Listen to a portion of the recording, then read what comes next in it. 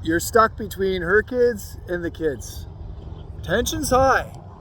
Here's how to shift from referee to rock. All right, my name is Jesse, and in this powerful episode, I'm going to be talking about some more blended family tips, 3 ways husbands can stop playing referee and start leading peacefully. Before I get into any of that, though, I want to welcome you to this channel, and I also want to welcome you if you are new, subscribe. It's easy. Come over here, hit subscribe, and then hit all. All allows my content to be available to you whenever. And if this is you reviewing me again and seeing another episode, welcome back. So let's get into this. Referee, leading peacefully. Jesse, what are you even insinuating here? Because this feels like a mouthful. Yeah, it is. I'm not going to kid you on this one. But neutral doesn't mean passive. You can stay grounded without having to choose sides on this one. And you may not agree with either side of which your kids or your bonus kids are taking. But you don't have to be referee. And maybe they solve it on their own. Maybe they do rock, paper, scissors. Maybe they do eeny, miny, mo. Maybe they go, hey, you had this room last time when we stayed at a hotel, or this bed. Why don't you get it this time? They start to learn fairness. Let them work some of these things out on their own and trust that. Number 2, speak to the emotion beneath the argument. Hold space, not just logic. This one's tough. I know this one's tough, but you can do it. You can do it. What is the underlying emotion here? What was it for you when you were a kid? Not feeling heard. Not feeling heard. Feeling fearful and not feeling heard. My words are not heard. My feelings are not felt and heard. So what do you do about that? What do? You listen. You don't need to respond right away, but listen. See, for me, when it comes to my kids, if I rush right in and start delivering solutions, what happens? They shut down. My youngest will shut down immediately. My eldest will too, but she will also be strong in the sense where she's going to keep talking about how she feels because she has been empowered to do that, which is okay. My youngest shuts right down.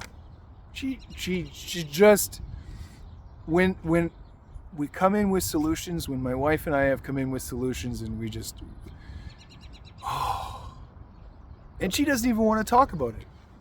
So this, my man, speak to the emotion beneath the argument and then hold space for them. It might take them longer than 10 minutes. It might take them several hours, but be okay with that. Really be okay with that. And it's okay to get on with your day too, because life must go on. Create unifying family rituals. One of my buddies has a movie night every Sunday night, and they rotate between who picks the movies. Something that we do in every meal is we give grace. We say grace. And it's not only to God, but it's to Creator, consciousness.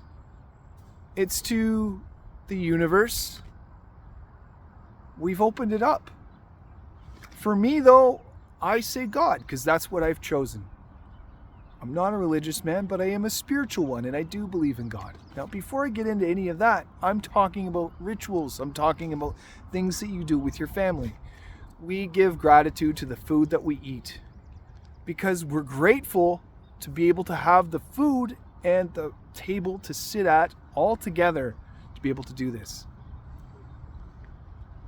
We're able to have outings with our kids that we share 50% of the time.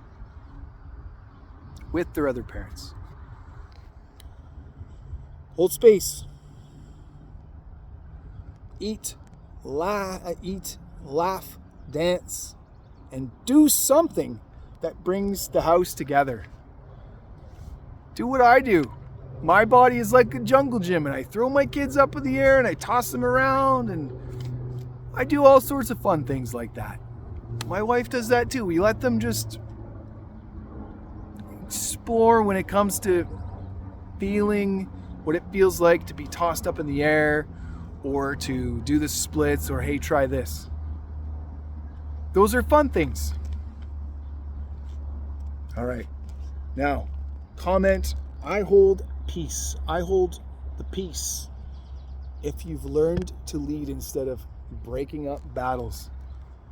Now, I realized the last part there was more about unifying and less about being the referee, but that's okay. That is part of what I'm hoping to convey to you here today is that this is how you lead peacefully.